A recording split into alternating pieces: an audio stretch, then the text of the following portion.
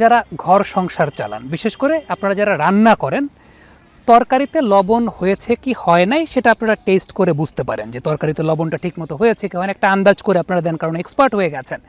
সঠিক জায়গায় ভোটটা দিচ্ছেন কি দিচ্ছেন না, ওইটা নির্ধারণ করবেন কিভাবে আসলে? আসলে এখন তো সোশ্যাল মিডিয়ার যুগ, আমরা সবাই ফেসবুক ব্যবহার করি।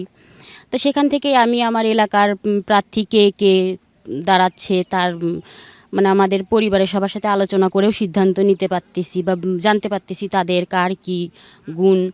তো আসলে সেখান থেকেই আমরা ওই প্রার্থীকে পছন্দ করে নিচ্ছি যে আমি কাকে ভোট দেব, কে আমার পরবর্তীতে কার কাছে আমার সুযোগ সুবিধার ইয়েটা গ্রহণযোগ্যতা বেশি।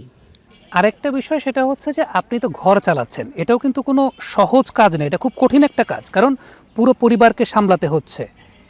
আপনার কাছে কি মনে হয় যে একজন আদর্শ গৃহিণীর কাছ থেকে একজন পলিসি মেকার আসলে কোন জায়গাগুলো শিখতে পারে? কারণ ঘর চালানো একটা অনেক বড় আর্টের জায়গা, দেশ চালানো একটা জায়গা। পলিসি মেকাররা কি শিখতে পারে একজন ঘর চালানোর মানুষের কাছ থেকে?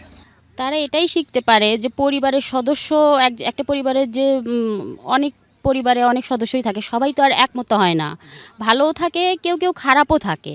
তা তাদের এটাই শিখতে হবে যে আমি যেমন আমার পরিবারের সব সদস্য সবাইকে মানে নিয়ন্ত্রণ করে কিভাবে সুন্দরভাবে রাখতে পারবো, তো তাদেরকেও সেভাবেই সেটাই রাখতে হবে। মানে দেশের মানুষ সবাই সমান না, সবাইকে একত্রে নিয়ে কিভাবে ভালোভাবে দেশটাকে রাখতে হবে, দেশটা চালাতে হবে, এটাই তাদের শিখতে হবে একজন গৃহিণীর কাছে বা সাংসারিক মানুষের কাছে। অর্থাৎ এই জায়গাটা আপনি বলছেন যে ডিসিপ্লিনের জায়গাটা এবং এই যে কৌশলগত জায়গাটা, সেটা অবশ্যই একজন পলিসি মেকার শিখতে